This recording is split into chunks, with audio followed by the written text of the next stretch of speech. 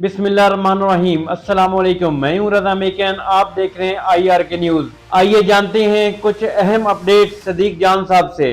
आज आईनी बेंच की पहली समाअत है और उन्होंने ऐसे केसेस लगाए हैं अपने सामने जो गैर मौसर हैं और बहरहाल देखते हैं जी आज क्या होता है और उसकी समाअत अटेंड करके उसका अहवाल भी आपको बताएंगे।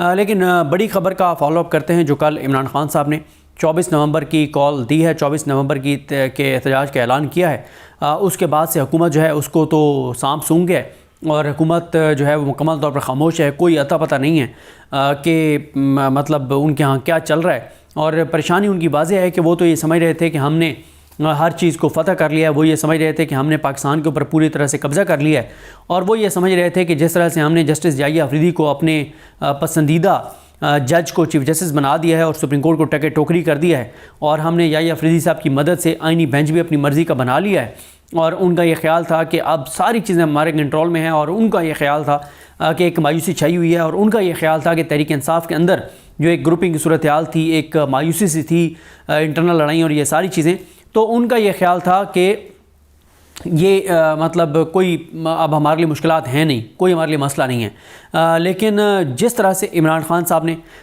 इनको सरप्राइज़ दिया और जिस तरह से इमरान खान साहब ने ऐलान किया और इमरान खान साहब के ऐलान के बाद पिछले चंद घंटों में हमने देखा कि माहौल गर्म हो गया है और हमने देखा कि PTI की इंटरनल चीज़ों के ऊपर कोई बात नहीं हो रही, कोई बहस नहीं हो रही कि कौन क्या, किसने क्या किया, क्या नहीं किया। पूरा फोकस जो है तहरीक इंसाफ के हामियों का वो 24 नवंबर के ऊपर है और पूरे पाकिस्तान में बड़ी हलचल है, ओवरसीज़ पाकिस्तानियों में बड़ी हलचल है और ओवरसीज़ पाकिस्तानियों का आप सोशल मीडिया पे देख रहे होंगे जिस तरह से उन्होंने कैंपेन का आगाज़ कर दिया है कि 8 फरवरी के बाद मैं पहली बार देख रहा हूँ कि ओवरसीज़ पाकिस्तानी इस तरह की मुहिम चला रहे हैं कि हर ओवरसीज़ पाकिस्तानी को ये कहा जा रहा है कि आप पाकिस्तान के अंदर जो आपकी फैमिली है उनको आप जो है वो मोटिवेट करें कि वो लोग इस एहतजाज का हिस्सा बने। फिर इसी तरह से इमरान खान साहब ने भी ओवरसीज़ पाकिस्तानियों से फंडिंग की अपील की है और ओवरसीज़ पाकिस्तानी अपने तौर पे भी ऐलान कर रहे हैं कि वो ऐसे पाकिस्तानी जिनको वो मोटिवेट करेंगे कि वो जाएं और अगर उनको कोई वसाइल की कमी है या कोई मसला है तो वो उनको स्पॉन्सर करेंगे। तो ये ओवरसीज़ पाकिस्तानी सोशल मीडिया पर बात कर रहे हैं जो बहुत तहरीक इंसाफ के लिए एक ज़ाहिर पॉजिटिव साइन है कि ओवरसीज़ पाकिस्तानी 8 फरवरी के बाद एक बार फिर इतने ज़्यादा एक्टिव हो गए हैं इस तहरीक को, इस एहतजाज को कामयाब बनाने के लिए। तो ये भी एक बड़ी अहम चीज़ है। इमरान खान साहब जो हैं वो बहुत ही पुरएतमाद नज़र आते हैं। जेल बैठकर भी 1.5 साल उनको हो गया है जेल के अंदर, लेकिन अभी भी इमरान खान को पूरा यकीन है, भरोसा है अपने अवाम के ऊपर, पाकिस्तानियों के ऊपर कि पाकिस्तानी एहतजाज के लिए निकलेंगे और इसीलिए उन्होंने पार्टी को बहुत कम टाइम दिया है तैयारी का। और क्योंकि इमरान खान साहब को ये शायद एहसास और इदराक है कि इस बार पाकिस्तान के लोग बड़ी तादाद में निकल सकते हैं। अब वो इमरान खान साहब की जो उम्मीद है वो ठीक साबित होती है, गलत साबित होती है, ये तो 24 नवंबर बताएगा। 8 फरवरी को तो इमरान खान के तमाम अंदाजे दुरुस्त साबित हुए जब इमरान खान ये कह रहे थे कि मेरा टिकट जो है वो चलेगा और खंबे को भी मैं टिकट दूंगा तो वो जीत जाएगा। और हमने देखा कि चाहे वो कई ऐसे हल्के थे जहाँ A, B और C कैटेगरी की भी लीडरशिप नहीं थी और बड़े आम से वर्कर को मतलब एक खाना बुरी के लिए कि बस ठीक है एक नंबर ही पूरा करना है कि हमारा वहाँ पे उम्मीदवार था और उसको अनाउंस किया गया और वो जीत गया। ना निशान था, ना कैंपेन थी, ना पोलिंग एजेंट थे, ना ट्रांसपोर्टेशन थी, इंटरनेट बंद, सब कुछ। उसके बावजूद 8 फरवरी को एक इनकलाब पाकिस्तान के अंदर हमने देखा। अब इमरान खान साहब का जो है, एक तो इमरान खान साहब का एक पैगाम एक और आया है जेल से, उन्होंने जो जारी किया है और ये पैगाम बहुत अहम है और इससे अंदाज़ा होता है कि इमरान खान कितने कॉन्फिडेंट हैं कि पाकिस्तान के लोग उनकी कॉल पर निकलेंगे।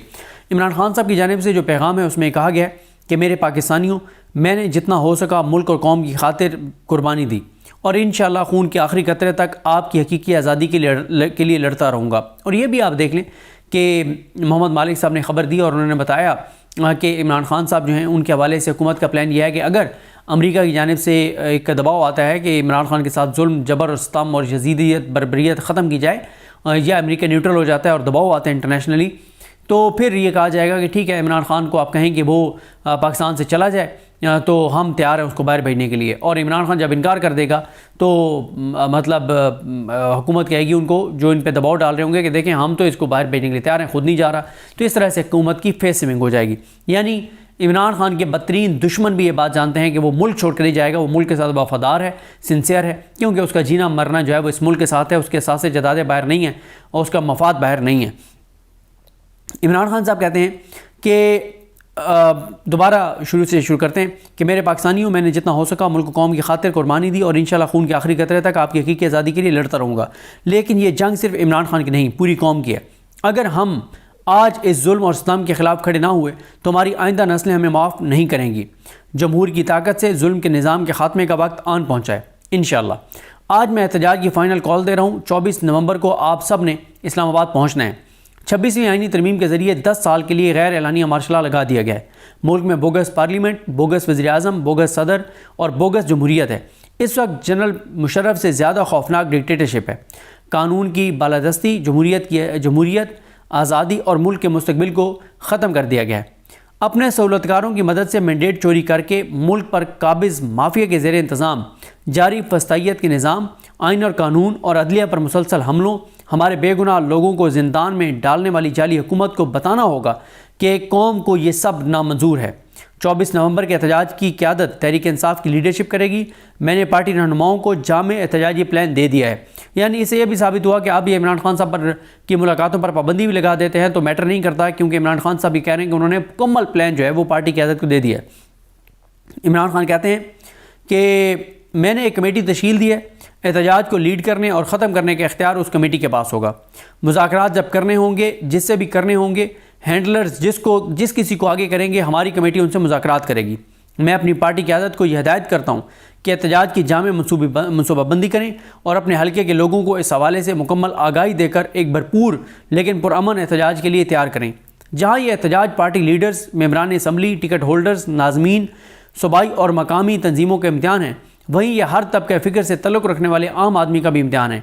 मैं हर तबके बशमूल अपने कारोबारी तबके, सिविल सोसाइटी, कानूनी बरादरी, किसानों, रेडी बानों, तनख्वाहदार तबके से कहता हूँ कि इस्लामाबाद पहुँचें। मेरे नौजवान और तलबा जिनका मुस्तकबिल बिलखसूस दो पर है, उनको यह हिदायत देना चाहता हूँ कि आपने इस तहरीक में बढ़ चढ़ कर हिस्सा लेना है। अपने बैरून मुल्क मुकीम पाकिस्तानियों को भी मेरा ये पैगाम है कि कौम के मुस्तकबिल की खातिर दुनिया भर में एहतजाज का हिस्सा बने और पार्टी की फंडिंग में भरपूर हिस्सा लें। मुझे अपनी कौम पर मुकम्मल भरोसा है और मैं ये पेशनगोई कर रहा हूँ कि 24 नवंबर को पूरा पाकिस्तान इस्लामाबाद पहुँचेगा और अवाम का समुंदर हर रुकावट और कंटेनर को बहा ले जाएगा। उस दिन यकज़बान होकर पूरी कौम के ये मुतालबात होंगे। क्या? नंबर 1, 26वीं आइनी तरमीम का रद्द करार देकर आइन को अपनी पुरानी हालत में बहाल किया जाए। नंबर 2, चोरीशुदा मैंडेट की वापसी। नंबर 3, बगैर ट्रायल गिरफ्तार सियासी कैदियों की रिहाई। आखिर में इमरान खान कहते हैं कि मेरे पाकिस्तानियों, अब की बार हमने अपने मुतालबात की मंजूरी तक वापस नहीं लौटना। अच्छा, यहाँ पे मैं आपको एक चीज़ बता दूँ और वो ये है कि आज जहाँ पे आइनी बेंच जो है वो केसेस की समाअत करने जा रहा है, 17 ऐसे केसेस लगाएं जो गैर मौसर हो चुके हैं, जो अब इरेलीवेंट हैं, और कल भी इसी तरह से 17 ऐसे केसेस लगाएं जो इरेलीवेंट हैं, जो गैर मौसर हो चुके हैं। बिल्कुल उसी तरह से जैसे याहिया अफरीदी साहब ने चीफ जस्टिस का ओहदा संभालने के बाद से अब तक 95%, 98% वो केसेस लगा रहे हैं जो टाइम बार्ड हैं, यानी जो ज़ायदुल मियाद हैं और जो टेक्निकल बुनियादों पे दरखास्तें मुस्तरद हो रही हैं। 45 मिनट में 40 केसेस के फैसले हो रहे हैं। करना फैसला क्या करना है, केस कॉल होता है और ये टाइम बार्ड डिसमिस, इस तरह की तो चीज़ें कर रहे हैं याहिया अफरीदी साहब। कोई बड़े फैसले नहीं हो रहे, कोई केसेस लोगों के नहीं चल रहे। तो नाज़रीन, ये थी आज की अहम अपडेट्स जो आपने जानी सदीक जान की ज़बानी। इसी के साथ अपने मेज़बान रज़ा मेकन को इजाज़त दीजिए। अल्लाह हाफ़िज़। पाकिस्तान जिंदाबाद।